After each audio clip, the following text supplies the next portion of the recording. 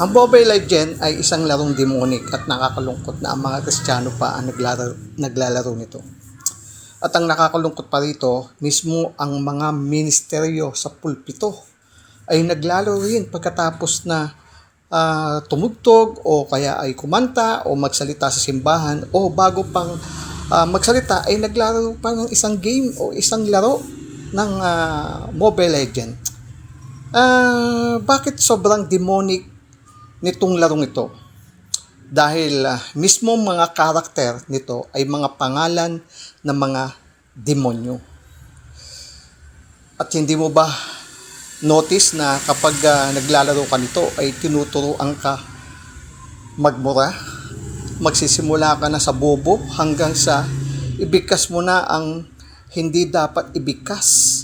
At ang kadahilanan nan ay madali kang pagkairita at madali kang magalit at sobra ang init ng ulo mo at pagpupuyat. Ganyan ang epekto ng paglalaro ng Mobile Legend. Kung ikaw ay isang Kristiyano na naglalaro ng ML, meron akong isang revelation sa iyo. Bawat pagkakataon na maglaro ka ng larong ito, may isang espiritu ng demonyo na pumapasok at naninirahan sa iyo na hindi mo nalalaman at napapansin.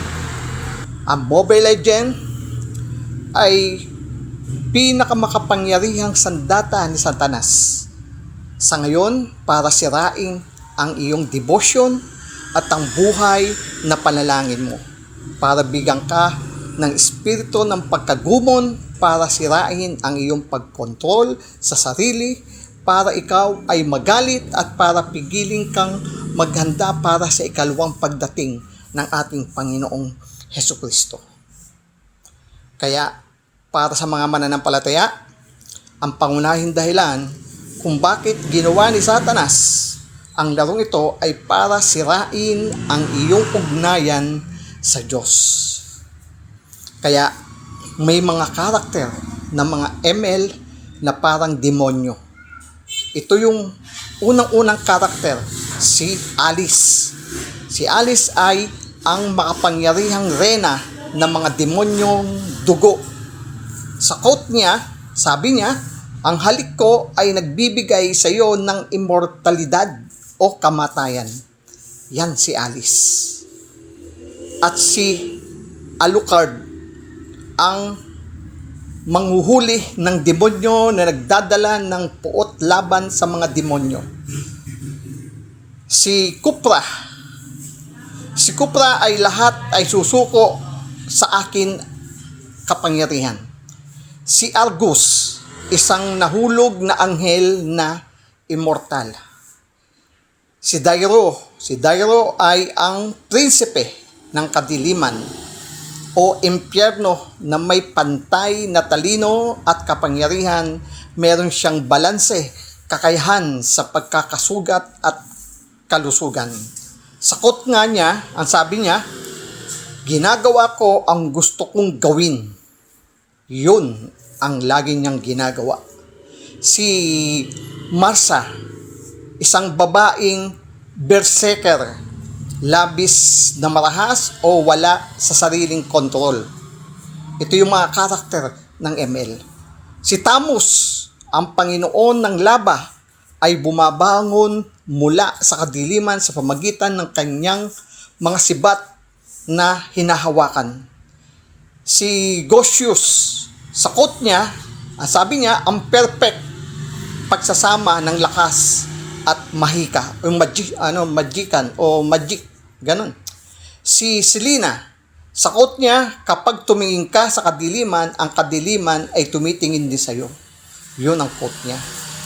Si Claudi, katangian ng bayani, ang Panginoon ng mga magnanakaw na maaaring kunin ang bilis ng kanyang mga kalaban.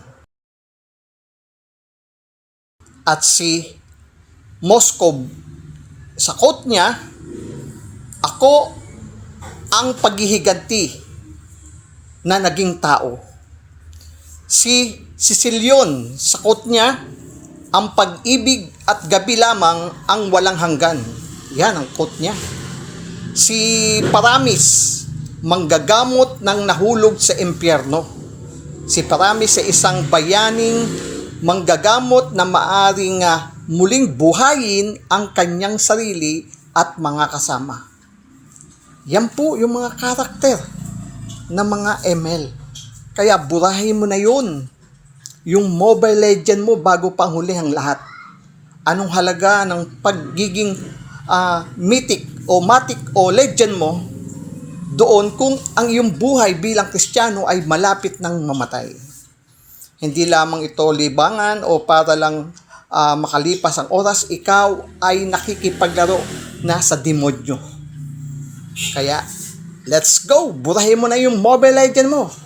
Salamat and God bless.